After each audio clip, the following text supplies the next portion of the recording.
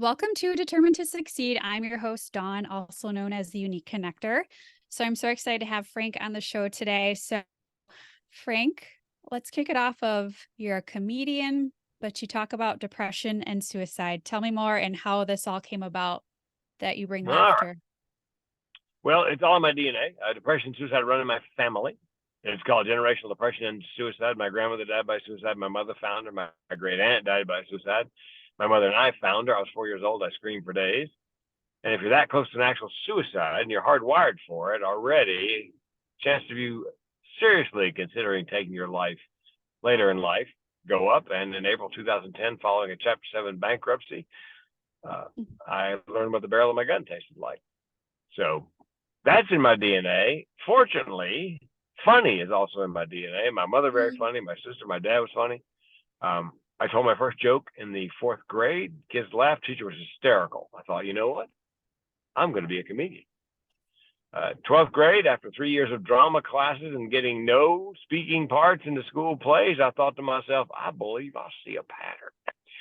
I thought, if I do stand up, I could write, direct, produce, star my own show every night.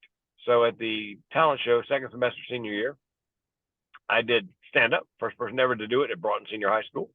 I won. Of course, I beat the folk dancers and the accordion player.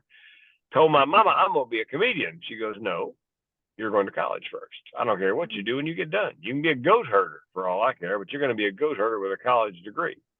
So I went to Carolina, got a couple of degrees. Then I moved to San Diego with the insurance company I was working for. Happened to be a comedy store attached to the one in LA. Still there on Pearl Street in La Jolla to this day. Got on stage, first 5 minutes, halfway through, I heard a voice in my head. You're home. So 18 months later, said to my girlfriend, now my wife, 37 years, I'm going on the road to be a stand-up comedian. Would you like to come along for the ride? Thinking she'd go, oh, hell no. She goes, yeah. So we gave up our jobs, gave up the apartment, put everything into storage. We couldn't fit into my tiny Dodge Colt.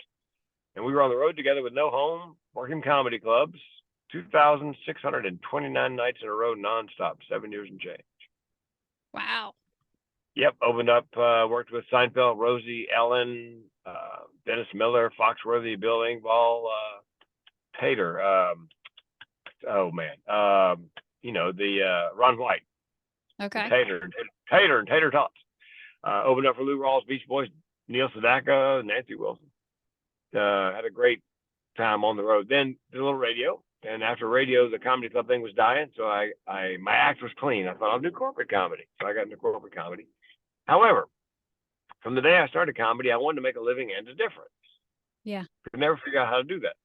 So after I came so close to killing myself, with a gun in my mouth, a friend of mine came up after a keynote recently. He goes, hey, man, how come you didn't pull the trigger? Hey, man, could you try to sound slightly less disappointed?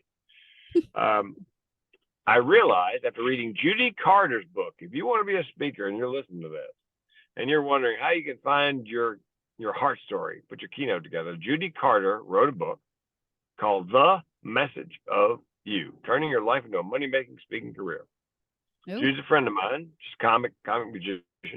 Gave me the book, said, Frank, read it, you'll figure it out. Halfway through, I thought, oh, son of a gun.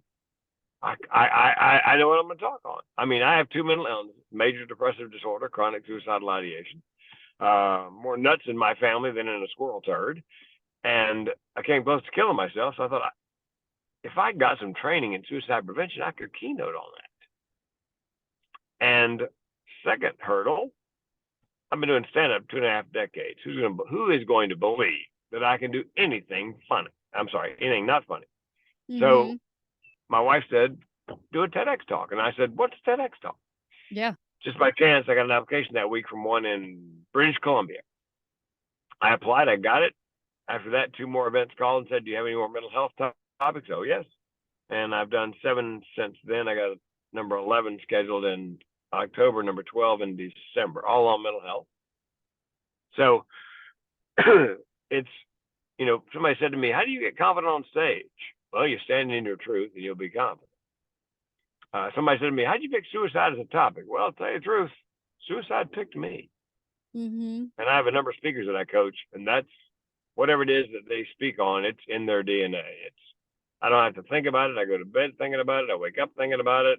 I mean, it's part of who I am. And so it's very rewarding, very therapeutic, because people line up after I get done speaking, oftentimes 2, 3, 4, 5, 6 people, all wanting to share a story. Uh, Many of whom have never told that story to anybody else. Most of the conversations start like this: Frank, I've never told anybody. I Mm-hmm. get that. I get that a lot. So my job, really, as a suicide prevention speaker, is simply to start the conversation and give them permission to give voice to their feelings and experiences. And that's what Yeah. happens. I mean, even though one person dies by suicide every 9 minutes in the U.S., every 40 seconds worldwide, hardly anybody talks about it unless you bring it up. And then almost everybody has a story. Yeah. Well, I would say, I appreciate you being vulnerable and talking about everything and spreading the word and helping make a difference in the world because I see it too often and I've experienced it too. Unfortunately, it's been a lot of males in my life. But I just, for you, I know you're so passionate about saving a life almost every day. And so Yep. sometimes we put so much weight on our shoulders and we want to make a difference. And I'm just wondering, oh, how do you keep going? How do you keep talking about a hard subject, but also bringing laughter? And that's my one thing where I'm like, how are you doing it? How is it not sucking all your energy sometimes? Well, as I said, I find it very. People ask me, does telling your story over and over trigger you? No, you got it backwards. It's very therapeutic. Okay. Um, I feel sort of like George Bailey in the movie "It's a Wonderful Life." As these Mm, people line up after my presentation, I get the feeling that, like with George Bailey, I'm being shown what these people's lives might be like if I weren't there, simply to reassure them and give them a chance to give voice to their feelings and experiences. And if I kill myself, in theory, I would take a lot of those people with me who never had a chance to express themselves. So that's that keeps me going. It's you know it's what I tell my speaker coaching clients: look, you take your pain, you turn it into passion, your passion into purpose, your purpose into profit, yeah. and spread the word. Get on stage and tell your story and save and change lives. Well, I felt that there was a reason that the two of us met. I know we met randomly one day in Chicago at an event and you don't hear too often that someone gets on a TED Talk stage as many times as you have. And so True. some people are probably wondering, how the heck is he doing that? Tell me more. Well, I did the first one just on a whim because I needed to convince meeting planners I could do something serious, and got invited to two. And it's a simple but a bit detailed process. You find the applications; they don't make it easy. So for Uh-uh. my clients, like today, I sent out a half a dozen TEDx application links, Okay. and then the key, I believe, is creativity in your answers on the application. Because if they get a couple hundred, 300 applications, whatever you put in those first couple of boxes better be interesting. Because if I'm on a committee and I got to select out of 300, I'm not looking for a reason to give you an audition. I'm looking for first reason to throw you in the no pile. I believe it begins with title and subtitle. Two of them I've done. I didn't actually have to audition. They like the titles and subtitles so much. The first one was Suicide, the Secret of My Success, which is counterintuitive. Dead Man Talking, play Mm. on the movie and book Dead Man Walking. Hmm. The next one was my personal favorite, Mental Health and the Orgasm, treat your depression single-handedly. And they said, no, you don't have to audition. Just come up and do that. Yeah. Yeah, I love my iPhone, but I got to tell you, it is my second favorite handheld device. Bada bing. So I think creativity is the linchpin because Yeah. it really is a marketing pitch to the selection committee. And so, I just got to be good. They love a great backstory. If you got a good idea and a really good backstory, it's better than just a good idea worth spreading. Yeah. They do it on America's Got Talent. He was convicted for a crime he didn't commit. He's been in prison 25 years, sang every day. His dream was to come and sing on America's Got. Here he is. I mean, they love a great. So yeah, so a good backstory and a good idea worth spreading is and Seth Godin, my favorite marketing guru, said all you need to do to get a TED Talk is find your tribe. My tribe is Mm. people who live with mental illness and for whom the option of suicide is always on the menu. And a vacuum. And the vacuum is, even though so many people die of it, hardly anybody talks about it. By the way, 7 or 8 out of 10 who die by suicide in the U.S. right now are men. Hmm. Because as we used to say down south, big boys don't cry. sadly. Yeah. Ugh.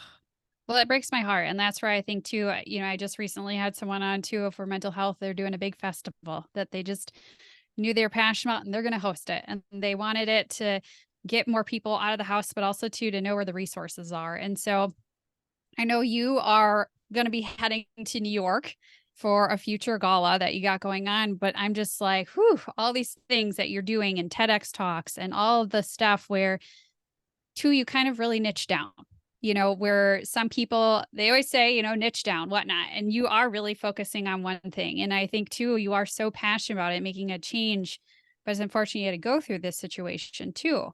So talk to me about too, how you're juggling all the things when you're too a comedian, but also you're speaking and you're doing events, so that too, like, how are you and juggling all those things in life? and coaching, making money, speaking on Yeah, cruises at that too. colleges, yeah, and TEDx talk. It is a juggling act. I mean, it's. I wish there were more hours in the day. Last year, right before the pandemic, I made all my money pretty much speaking, and then the pandemic kicked off. So I began coaching because you could do it from your living room. Matter of Mhm. fact, I was teaching people to get a TEDx, and a friend of mine who's a business coach called me and she goes, "Frank, I get the feeling you're teaching people to get a TEDx for free." This is a quote. She said, "That shit's got to stop." Mm. So it did. I said, "How much did I charge?" She told me. I said, "So I had a website built, started coaching TEDx." And then I realized more people want to make money speaking than want a TEDx. Maybe a TEDx Yeah. later. Yeah. So I began doing make money speaking. So last year, and I was surprised, 2/3 of my income was coaching, 1/3 speaking. I thought maybe half and half. So it is, but I don't do as much marketing of my speaking as I should because I'm so busy marketing my coaching and niching down on my LinkedIn profile. If you go there, Frank King comedian, I think on LinkedIn, you'll notice it's nothing but make money speaking. That's all that's on that page. Because I believe no matter what business you're in, what kind of entrepreneur you are, you need to pick a lane, be the expert and thought leader. Whether you're running an auto body shop or running radio stations, whatever it is, just do that. Because in speaking, meeting planners, when they come to your website, generally they don't want to see that you can do half a dozen things. They Mhm. want the expert. And I mean, I've got it down to where it's mentalhealthcomedian.com/agriculture/construction. So when they type that in, even osteopaths. I did an osteopathic convention, and when she called me and booked me, I said, "How'd you find me?" She goes, "Frank, on a whim, I typed in suicide prevention speakers osteopath. Son of a gun, there you were." So I picked a half a dozen industries that have a really high rate. So I believe Yeah. niche your business, speaking or whatever, and niche your marketing. Only market to half a dozen high risk occupations for suicide. Not spray and pray. As Seth Godin again said, you don't need everybody. You just need the smallest viable number of people to maintain whatever lifestyle, income goals are, whatever it is. You don't have to do it for everybody. It makes it a whole lot easier for the SEO and the marketing. And if you go to my mental health website, you won't see anything about coaching. If you go to my coaching website, nothing about mental health. So when people land there, they see what they're looking for. Mm. Oh, I love that. And And I I think, loved, oh, good. go ahead. No, I was going to say, I just love too that you're showing people to think differently. Look at the speaking that you're doing. And I think that's for sometimes some people think, well, speaking, oh, how am I going to use my voice, to really get paid? Because some people, I think, just think they should just do all presentations for free or, Go ahead. you know, asking for what they're worth sometimes can be hard. And I think for you too, how are you reminding those people to charge for what they're worth and using their voice is very powerful and worth the money? Well, the question comes up: how am I ever going to charge? How am I ever going to get 5,000? I believe it should start at $5,000 plus travel. That's kind of a price point now in the speaking business. There's perceived Okay. value at $5,000. The meeting planner thinks you know what you're talking about. How am I going to get $5,000? I go, here's the secret. You ready? Yeah. You ask for it. I mean, you can always discount, and I teach them ways to discount and get value for value, but Yeah. you need to establish your value. Women, I'm sorry to say, I think, and I may be generalizing, have a more difficult time asking for what they're really worth. Yeah. I've got a friend who coaches, she's a business coach, high end law firms in New York City. She goes, Frank, invariably, if there's a woman who started the firm, she is making less than the lawyers that work for her per hour. First thing I do when I walk in the door is go, okay, what do they make? Okay, what do you make? Okay, you're going to be $100 over what they make, and let's see what happens. And oddly, people pay. And Mm. I'm guilty as a man, even as a man. I've never raised my fee, my speaking fee, or my coaching fee until somebody went, "What? No, you're worth more than that." I am. What am I worth? Oh, okay, I'll start charging that. Mm. Because sometimes people see the value in us we don't see in ourselves. Yeah. All the way down to the point where a friend of mine, JCI Milkowski, great last name. The way you Okay. remember her last name, she says, is I milk cows on skis. Mm-hmm. JCI Milkowski. I know She goes, her. Frank, you do? Yeah, I Oh, do. she's in Wisconsin, and she's in Yeah. Small world. yeah, yeah, speaker. We had lunch. She goes, Frank, I read your bio. You didn't mention the fact that you wrote jokes for Jay Leno for 20 years. That should be the first line in your bio, first line in introduction. I go, really? She goes, dude, you're like kind of a celebrity. I mean, that's ordinary people don't do that. They'd be impressed by. So sure, I changed my bio. I changed my introduction because again, it was so commonplace. I knew a lot of comics did it, but the other ordinary people, that weren't comics, it was a big deal. So again, I didn't see the value. Yeah. Well, and I And think she's that's the one. hard. Yeah, she was one of the ones that told me to raise my feet. Well, it's I hard to coached look her. at the mirror in your face, Yes. and look at yourself and find the value or to boost that confidence where it's like, oh gosh, I should be really proud of that moment. You know? I coached her. She already had TEDx talk. She wanted help Yeah. polishing it, so I charged her $1,500. And when we got done, she did TEDx. She goes, Frank, listen, you're charging way too little. I wasn't going to tell you that when you told me how much you charged, of course. But everybody else is going to have to pay more than that. So I raised my coaching. Oh, well, I love that. And this is where too the power of connection. Look at that spider web right here. We even just found out that we both have a similar connection. And Yeah. that's where I feel like too, you just never know who you're supposed to meet. And that's why I'm really thankful we got to meet because I know you're just spreading so much to other people and making such a big impact. And I hope you're taking in the time too to be really proud of yourself, of all the changes and the difference that you're making in the ripple effect that you probably don't always know that you're doing. Yeah. Occasionally somebody will text or DM. I did a show at Fort Irwin in California. It's 30 minutes north of Barstow off the Interstate 10. 30 minutes straight shot to the base. They call it the world's longest cul-de-sac. Okay. And they had done a survey, anonymous, of all the soldiers on base. 30% had seriously considered suicide in the last 12 months. Mm.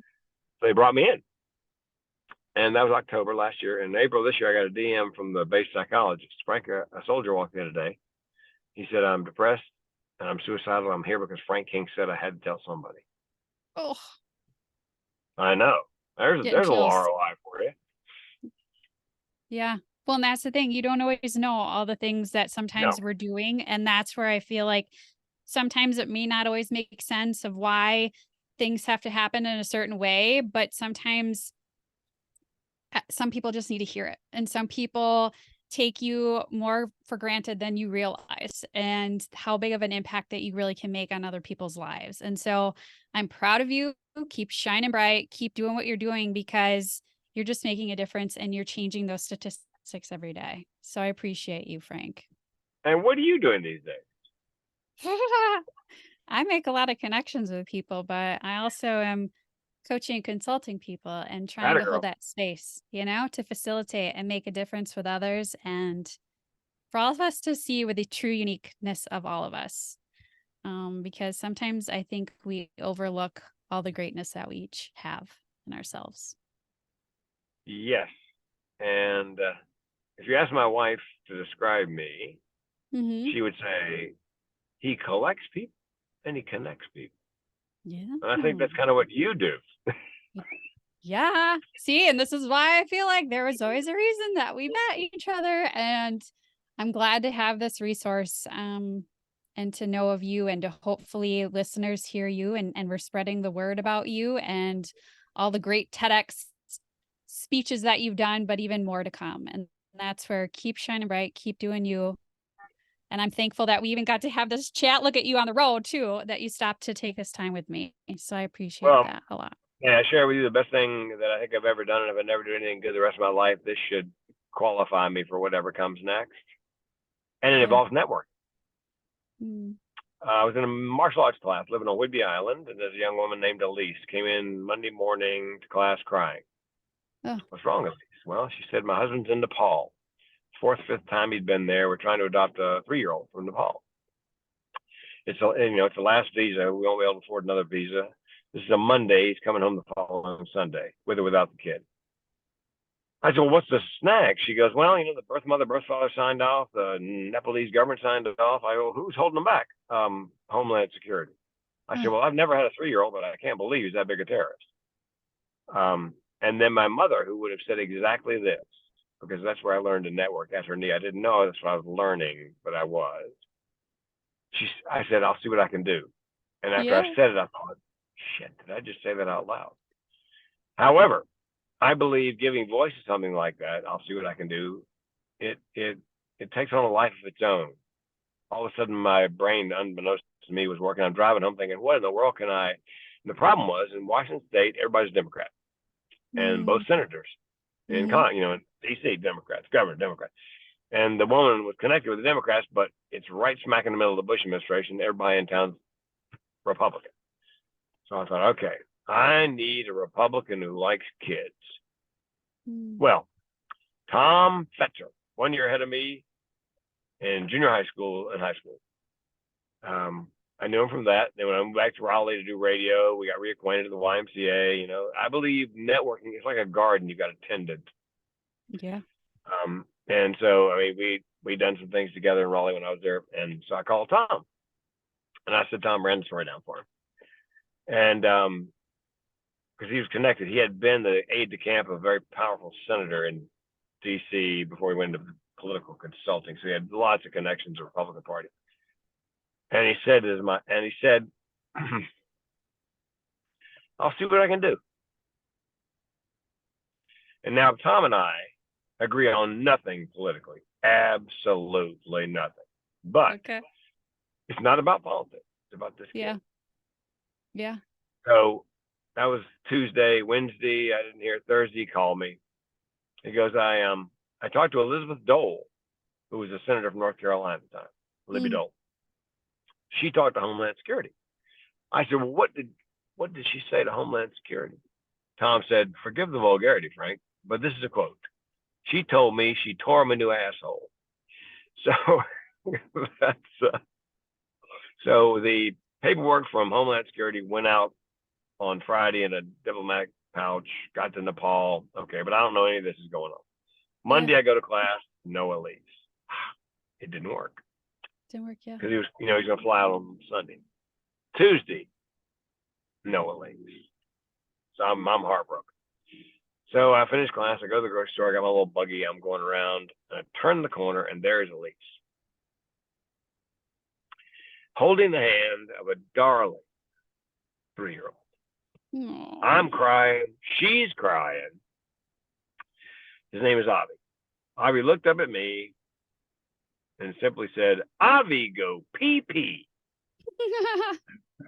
Through my tears, I said, and yes, on American soil, I might add. Oh, yeah. So how often can you have that kind of an impact on, 3 people's lives, father, mother, child, but who knows what Avi went on to do. This is 2005 or 4 or something. Who knows what he may have robbed a bank and he's in prison, but maybe he's a doctor and he's doing research. Who knows? Who knows? But that's exactly what my mother would have done. I'll see what I can do. That's just the way. Maybe I can't do anything, but I got to at least try. Yeah. So anyway, if I never do anything good in my life again, that would top it. Well, that's a great, reminder to us all too, is you might not always have the instant solution, but also to holding that space for somebody to talk about it, but then also to thinking about who do I know? Or who's that resource that of somebody that I could just ask? And I think that's the part of why you're not alone. And to remind everybody that there are others out there that care about you and want the best for you and that are there to listen or to help find that solution for you. So I appreciate all that you do, Frank, and I'm so thankful that we got to meet and keep being you and keep making a change in the world. So thank you so much. May I give you a tip for your female listeners? Yes, please do. I read a book on networking, Yeah. and they did study. They did study, and they found that men have no problem if they do somebody a favor asking for a favor in return. Uh-huh. Women, a significant percentage, Yeah, have difficulty if they do something for someone. They have difficulty asking for the reciprocity. they do. So I would say, you have permission. You should, if you do something nice for somebody, it's a social obligation. You should be, and I think it's unfair to the person that you did something nice for, because let them return the favor. Yes. Think of it that way. You're sort of cheating them because you're not letting them return the favor. So there's an imbalance. Yeah. Anyway, that'd be my piece of advice on networking. Oh, well, I love that because it is a very hard thing to give, take all the things, and it's out of our comfort zone. So I appreciate that last tip. So thank you, Frank. I could talk From the to you Bible, all day. and I'm not a big Bible person, but it is better to give than to receive. No, it is better to give and receive. And receive. You're right. Well, we'll leave with that last piece of advice. So thank you so much, Frank. I appreciate you. I could go on forever. I love it. Love it.